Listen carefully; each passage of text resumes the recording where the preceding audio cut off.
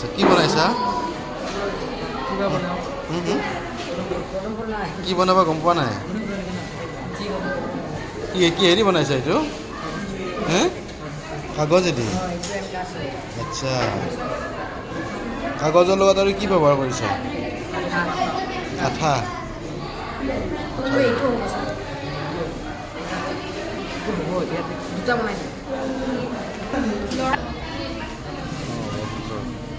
ধুনীয়া কি বনাইছা এইটো গম নাপাওঁ ফুল ষ্টেণ্ড খুব ধুনীয়া হৈছে এইটো আমি আৰু ফুলদানি বুলি কওঁ সজাই থোৱাৰ কাৰণে ধুনীয়া হৈছে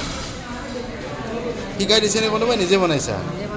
নিজে বনাইছা আৰু তোমাৰ লগত কোন কোন আছিল এইটো তিনিজন আইডিয়াটো কাৰ তিনিজন বৰ সুন্দৰকৈ বনাইছে